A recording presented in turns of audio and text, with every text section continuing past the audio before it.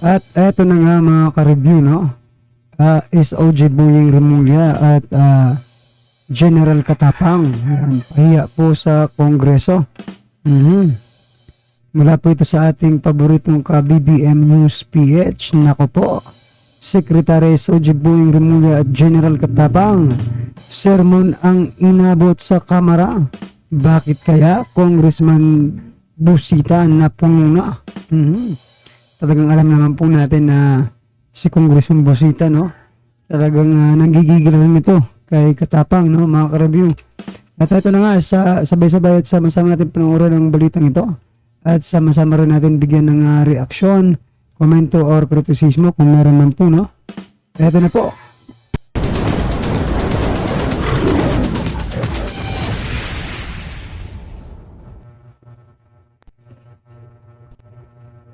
Muling nasupalpal si DOJ Secretary Boying Remulla na mga mambabata sa pangunguna ni Congressman Bonifacio Busita. Ito ay may kaugnayan sa budget na hinihingi ng DOJ para sa 2024. Sabi ni Busita, kailangan ay magkaroon ng mga kalutasan sa mga problemang kinakaharap ng Bucor at DOJ. Nais ko lamang pong itanong sa ating distinguished sponsor. Number 1, maaari po bang malaman ano ang effective measures, plans and programs ng DOJ para masolusyonan ang problema na ating nabanggit?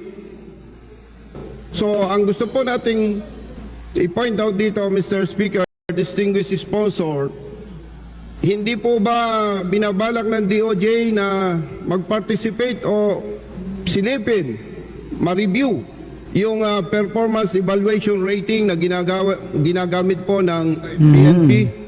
Samantala, nang tanongin naman si Remulla kaugnay sa matagal ng problema na mga nawawalang sabungero na hanggang sa ngayon ay hindi pa nakikita o nahuhuli ang mastermind, sabi ni Remulla. Alam nyo, kasi ang conspiracy at yung ganitong mga krimen, wala tayong nakukuha direct evidence. So naghahanap tayo ng indirect evidence. Marami ho tayong kasong ganyan na solve na kung saan nakukuha natin ang mastermind ng kaso, not through direct evidence but other evidence. Ano ang masasabi mo dito, mga kababayan? Grabe po napakatagal na po ng sabongerong yan, mga ka-review, di ba? Ilang taon na po ba yan? Yung mga nawawalang sabongero, mga ka-review. Gusto pa palang mahuli ni OG Boying Remulla yung mastermind. Ang gusto lang naman po ng mga pamilya, mga ka-review, makita yung kanilang mga mahal sa buhay. Nako po. Masusolusyonan kaya ang mga problema na hinaharap ng DOJ at Bucor kung sakaling maibigay sa kanila ang multi-milyong budget na hinihingi nila sa Kongreso? Sama-sama nating panoorin ang buong video at pakicomment nyo po ang inyong mga reaksyon at sariling opinyon. Pero bago yan, sa mga hindi po nakasubscribe sa ating channel. So mga ka-review, ang tanong daw po kung matutupad ba ng Department of Justice, no, at Bucor yung kanilang mga pangako pag nakuha po nila yung pera. Napakalaking pera po niyan. Nako po. Baka naman maibulsa lang. Nako po Naka-BBM News PH, pakipindot po ang subscribe button at pakiclick na rin ang notification bell para lagi kayong updated sa mga bagong upload natin na legit at napapanahong balita. Maraming pong salamat. Kumpiyansa nga ang Department of Justice na magagamit nila ang cellphone na pag-aari ng 6 na suspects sa pagkawala ng mga sabungero upang matukoy ang mastermind sa naturang kaso. Ayon kay Justice Secretary Jesus Crispin Remulla, ito ay maaaring magturo at magbigay linaw sa lahat. Paliwanag ng kalihim, nag-apply na ang Philippine National Police Criminal Investigation and Detection Group ng cyber warrant para sa nasabing mga cellphone. Sinabi rin ng opisyal sa mga pamilya ng mga missing sabungero na sa mahigit 1 taon nilang pagpupulong, itong taon na ito ang pinakamahalaga. Aniya, may lumalabas na ng mga bagay na maaaring maging tulay patungo sa katotohanan. Kung maaalala, matapos nga ang halos 2 buwan na pagmamanman ng mga otoridad, matagumpay na naaresto ng Criminal Investigation and Detection Group ang naturang 6 na suspect. Ito ay sina Julie Patidongan, Carlos Sabala, Virgilio Bayog, Roberto Matiliano Jr., John Ray Consolacion at Gler Codelia. Naghain naman ng not guilty plea ang 6 na suspect para sa kasong kidnapping at serious illegal detention na inihain laban sa kanila sa Manila Regional Trial Court. Narito ang bahagi ng pahayag ni Justice Secretary Jesus Crispin Remulla. Alam nyo, kasi ang conspiracy at yung ganitong mga krimen, wala tayong nakukuhan direct evidence. So naghahanap tayo ng indirect evidence. Marami ho tayong kasong ganyan na solve, na kung saan nakukuha natin ang mastermind ng kaso, not through direct evidence but other evidence. Maaaring nalalapit tayo, may posibilidad. Hindi ko pwedeng sabihin na nandun na tayo sa bingit eh. Kasi ito, everything is iffy, pero may posibilidad na matukoy natin pagdating ng panahon. Nais ko lamang pong itanong sa ating distinguished sponsor. Number 1, maaari po bang malaman ano ang effective measures, plans and programs ng DOJ para masolusyonan ang problema na ating nabanggit?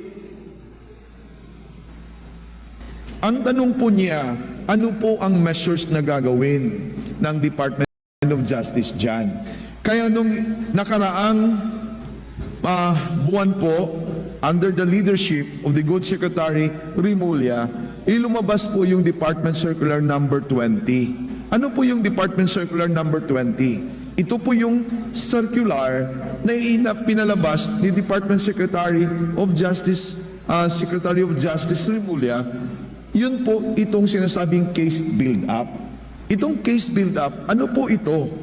Ibig sabihin yan, si prosecutor ngayon will coordinate with the witnesses and the law enforcement agencies para sigurado si prosecutor na yung probability ng kaso ay talagang uusod. At ibig sabihin yan, itinaas po ang antas, ang kalidad ng trabaho ng prosecutor to the degree of reasonable certainty. Wala pong mapafile na kaso na hingado na So yan mga karabi, itinaas daw ang antas ng prosecutor.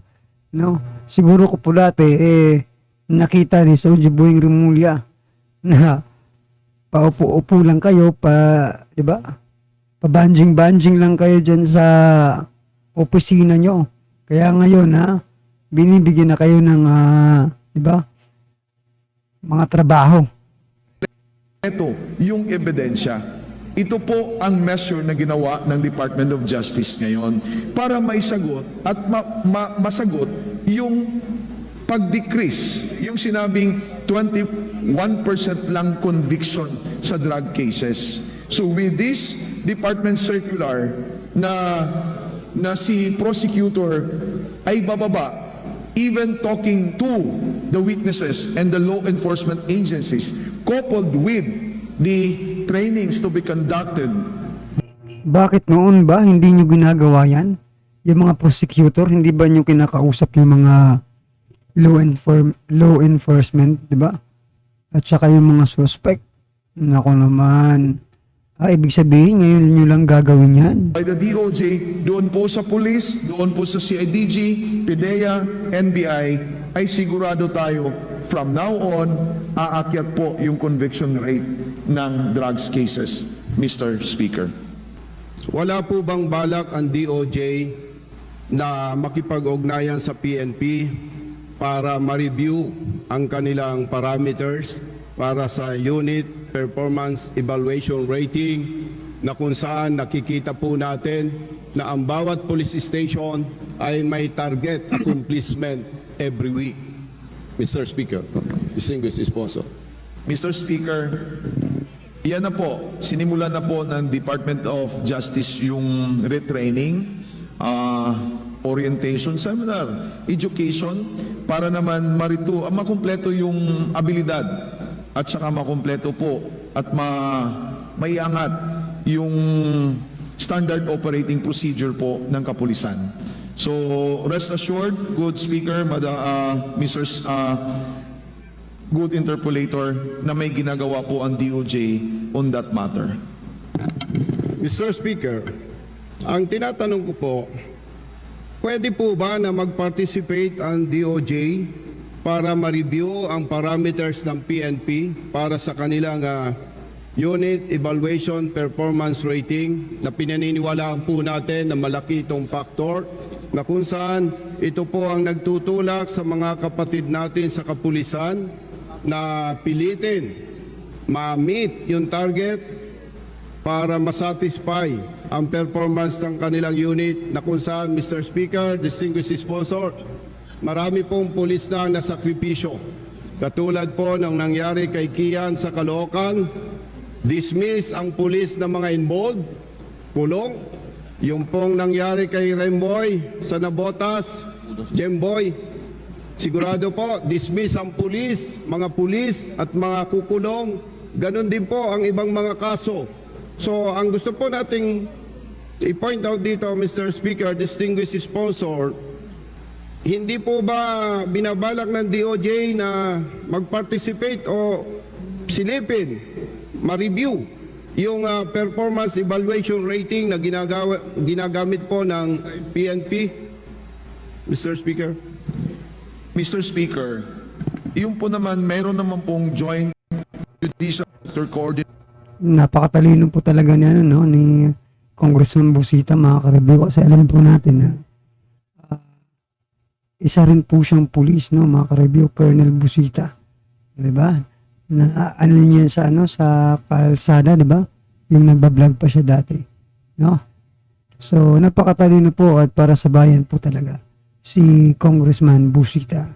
Council na wherein sinabi ng DOJ na kailangan i-revisit yung standard operating procedure ng PNP.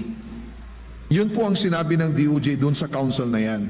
Pero kung mas kailangan pa yung partisipasyon ng DOJ para mas iangat yung procedure ng PNP, very willing po ang DOJ dyan para mabago ang pamamaraan na dapat baguhin at saka maiangat yung training na dapat gawin natin sa PNP. Mr. Speaker. So yan, mga ka-review, ano po ang reaction dyan, no?